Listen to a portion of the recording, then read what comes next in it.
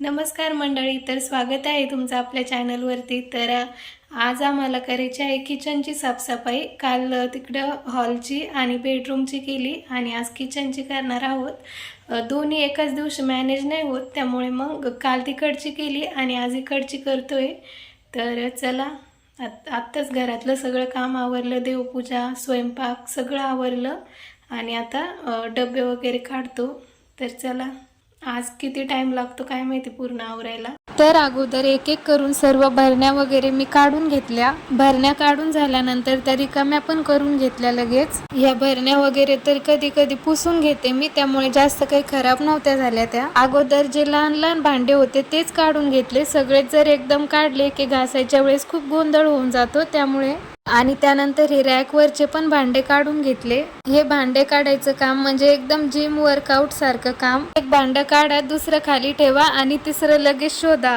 आणि मध्ये मध्ये असंही वाटतं की अरे हे भांडं कुठून आलं घरात, पण चला, साफसफाईच्या नावाखाली सगळीच भांडी धुवून काढली की चांगलं वाटतं।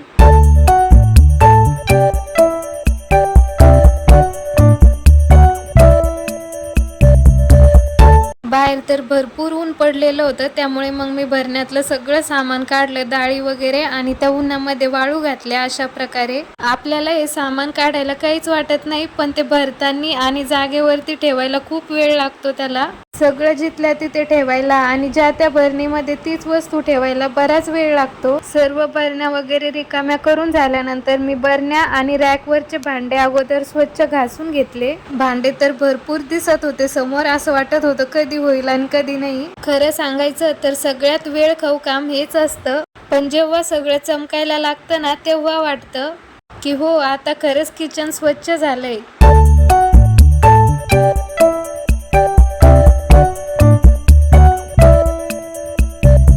रॅकवरची सगळी छोटी मोठी भांडी घासून झाल्यानंतर मग मी हे वरचे डब्बे काढून घेतले लगेच। हे वरचे डब्बे ना आपल्या रोज हातात येत नाहीत, त्यामुळे त्यावरती बरीच धूळ साचलेली असते।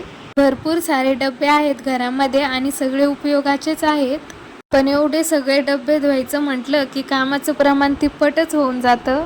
तर अशा प्रकारे मी सर्व डब्बे खाली काढून घेतले आणि त्यानंतर लगेच घरातले जाळे सुद्धा काढून घेतले आणि लगेच घर सुद्धा स्वच्छ पाण्याने धुवून काढलं। आणि त्यानंतर रॅक पण घासून काढले होते मी बाहेर, तर ते वाळले होते छान, तर मग मी ते घरात आणून ठेवले अगोदर। आणि बाहेर बघा असा पसारा लांबलेला होता आमचा। मी एका साईडला बरण्यांमध्ये सामान भरत होते आणि तोपर्यंत मम्मीने इकडे डब्बे घासायला सुरुवात केली आणि मध्ये थोडा चहासाठी ब्रेक घेतला। आणि तोपर्यंत घर सुद्धा वाळलं होतं चांगलं, तर मी लगेच रॅक वरती पेपर सुद्धा टाकून घेतले। भांडे लावायच्या अगोदर असे पेपर टाकले खाली की धूळ कमी होते आणि आपले रॅक सुद्धा चांगले राहतात। आणि डब्बे सुद्धा छान वाळले होते, तर मी डब्यांमध्ये सामान भरलं आणि झाकणांना पेपर लावले आणि डब्बे जिथल्या तिथे ठेवून दिले। डब्बे लावून झाल्यानंतर लगेच मी रॅकवरचे भांडे सुद्धा लावून दिले, बरण्या सुद्धा जिथल्या तिथे ठेवून दिल्या लगेच। तर हे सगळं आवरायला आम्हाला रात्रच झाली होती। सकाळी 10 वाजल्यापासून लागलेलो होतो आम्ही, तर संध्याकाळी 7 वाजेपर्यंत चालू होतं आमचं।